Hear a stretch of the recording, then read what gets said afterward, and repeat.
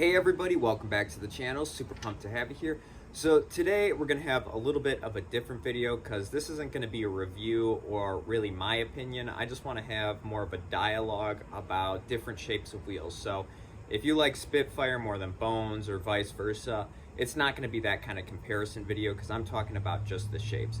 Anyway, if you do enjoy this content, please subscribe. It would mean a lot, and hit like on this video, and I would love to hear your feedback down below in the comments.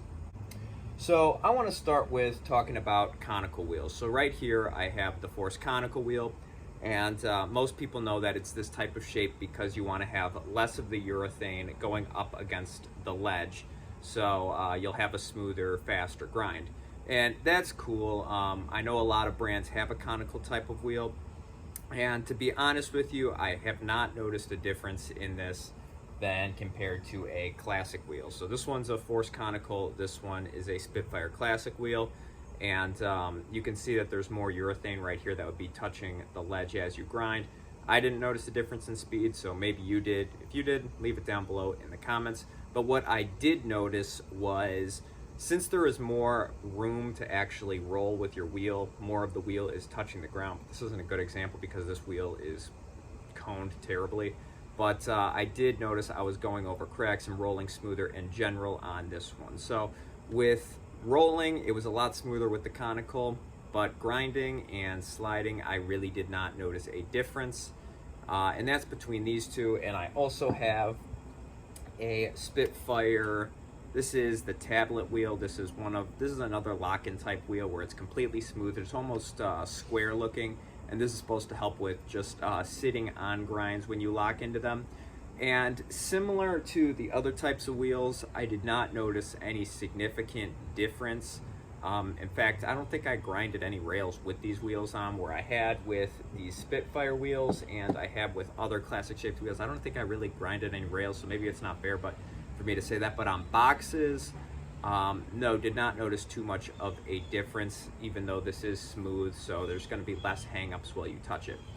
So that's just what I noticed. Let me know what you guys think, if you've had a huge difference in the speed or smoothness of your lock-ins on grinds with each individual wheel, or just the amount of urethane that's touching the ground, if you've had a smoother experience overall, or if you skate a lot of street rolling over cracks and bumps and so forth.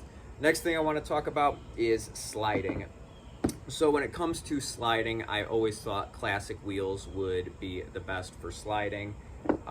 This is the classic shape. So again, there's less urethane touching the ground, so it would be easier to do power slides and things like that. And right now on my board, I am skating the Bones V3 shape STF, which to my knowledge is the skinniest, most tech wheel that Bones makes. And it's fairly skinny, but there is one wheel that's even skinnier, and that is the Force classic wheels. So if you guys have skated the Force classic wheels, you'll know how skinny that is. And I found sliding to be the easiest on the Force wheels. Not really sure why, or if it's because the patch on the wheels, this being the patch, was a lot smaller, so that slided a lot better. But I found it was the easiest on those. And if I believe Spitfire, I don't know their skinniest wheel, but I do believe Bones has the skinnier, more tech wheel out of those two companies. But I found it easier on the Force wheels, and I'm skating on the STF's V3s right now. And the last thing that I really want to talk about, and I want to get your guys' opinions on in the comments, is weight and just flipping of the board with the wheels on. So this one, you know, it takes a while, and you know, you really have to have one or multiple flip tricks mastered to really tell a difference. But I did notice that these tablet wheels, they were flipping a little bit slower than any other wheel that I've had. And I do try to skate the lightest boards possible. As you can see, I'm on Maglite trucks, almost board, and V3 Bones wheels. So I do really pay attention to the weight of my board, and with the tablet wheels, they were a little bit heavier, but I'm also a firm believer that you can get used to absolutely anything in skateboarding. But just from what I noticed, these were a more heavy, kind of clunky wheel to be flipping on, not necessarily a technical wheel, more for really long grinds and things like that. So if you're going to be grinding a lot of handrails, I don't think you'd be skating tensor trucks in the first place or really caring about your board's weight. But that's the kind of skating I think would be best for these type of lock-in wheels. Let me know if you have a different opinion. For classics, I feel like classics can really shine anywhere with transition, with street skating, sliding, grinding, because I didn't really notice that much of a difference between the classic and the conical. This is another thing that I want to hear your opinion on. So I feel like classics are an all-around great wheel for the style and the way they skate. For conicals, I'm going to be honest with you, I'm not really a huge fan. I have not noticed a difference. They did not stick out enough like the tablet wheels did, and I really did not notice a difference between them and the classic wheels. So conicals, if you swear by conicals, definitely let me know why in the comments. I'm not bashing them or hating them. This is more of just a dialogue. I want to hear what you guys think when it comes to wheels.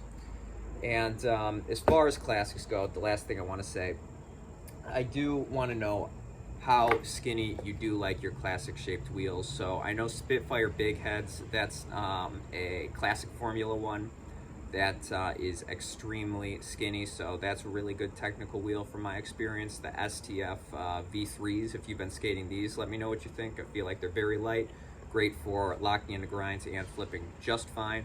And if you have skated the Force classic shaped wheel, definitely let me know what you think, because I am thinking of switching back to those. And if you've skated them, I definitely want to know what you're thinking, because they are a skinny wheel and they did slide well, but it has been a while since I've skated them because I gave my pair of classics away to somebody.